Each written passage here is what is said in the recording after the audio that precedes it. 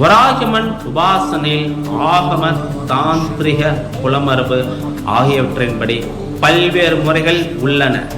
சில தாந்திரிக முறைகள் குரு தீட்சை மற்றும் நேரடி உபதேசத்திற்குரியவை. எனவே இங்கு பொதுவாக அனைவரும் பக்தியுடன் செய்யக்கூடிய ஆன்மீக வழிமுறைகளும் தாந்திரிக மரபில் கூறப்படும் அடிப்படை கருத்துக்கள் மட்டுமே விளக்கப்படுகின்றன. இன்று அடியன் பகிரப்போகும் பூஜை சாதாரண பூஜை அல்ல. இது வராகியம்மனின் தேய்பிறை பஞ்சமி வழிபாட்டின் மகிமையை புரிந்து கொள்வதும் ஒரு ஆன்மீக அர்ச்சனை முறை. பல சக்தி மரபுகளில் தேய்பிறை பஞ்சமி என்பது உள்ளார்ந்த தியானம், தடைகளை விடுத்தல், தெய்வ அருளை நாடுதல் ஆகியவற்றிற்கான சிறப்பான காலமாக மதிக்கப்படுகிறது. இரவு நேரம் அமைதி, ஒரு தீபத்தின் ஒளி, சிவப்பு மலரின் மனம். அந்த நேரத்தில் மனம் முழுவதும் வராகியம்மனை நினைத்து செய்யப்படும் அர்ச்சனை பக்தனின் உள்ளத்தை ஒருமுகப்படுத்தும் ஒரு ஆன்மீக சாதனையாக கருதப்படுகிறது. ஸ்ரீ வராகி தேவி சப்த மாதர்களில் ஒருவராகவும் ஸ்ரீ லலிதா திரிபுரசுந்தரின் சேனைபதியாகவும் பல சக்தி மரபுகளில் போற்றப்படுகிறார். வராகமுகம் என்பது வெறும் உருவம் அல்ல, அது அறியாமையை அகற்றும் ஞானம், பயத்தை வெல்லும் தைரியம், தர்மத்தை காக்கும் சக்தி, பக்தனை உறுதிப்படுத்தும் கருணை என்பதற்கான அடையாளமாக விளக்கப்படுகிறது. தேய்பிறை என்பது வெளிப்புற ஆசைகளை மெதுவாக குறைத்து உள்ளார்ந்த அமைதியை நோக்கி செல்லும் காலத்தை நினைவூட்டுகிறது. பஞ்சமி திதி வராகி வழிபாட்டுடன் தொடர்புடைய சிறப்பு திதியாக பல உபாசனை மரபுகள் கருதப்படுகின்றன.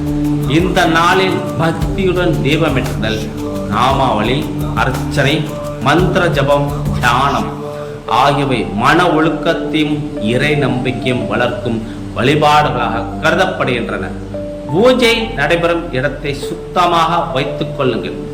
சிவப்பு அல்லது மஞ்சள் துணி வெறுத்து அதன் மேல் வராகியம்மன் படம் அல்லது விக்கிரத்தை வையுங்கள். 2 தீபம் ஏற்றுங்கள்.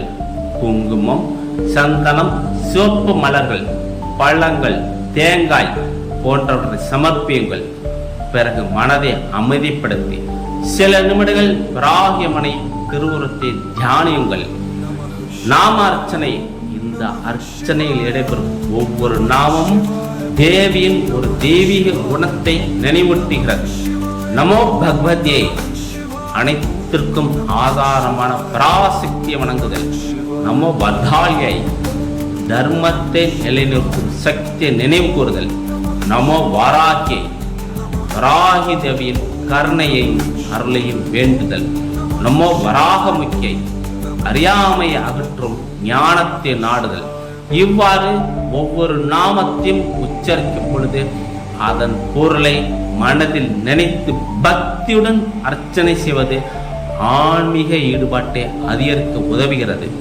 பூஜை முடிவில் அமைதியாக அமர்ந்து சில நேரங்களில் தியானியுங்கள். அம்மா, எனது மனதை நல்ல வழியில் நடத்தி தர்மமான வாழ்க்கை வாழும் அறிவையும் தைரியத்தையும் கருணையையும் அருள்வாயாக என்று பிரார்த்தனை செய்யுங்கள். இறுதியாக கற்பூர ஆரத்தி காட்டி அனைவரின் நலனையும் வேண்டி பூஜையை நிறைவு செய்யுங்கள். ஸ்ரீ வராகியம்மனின் திருவருள் அனைவருக்கும் கிடைக்கட்டும்.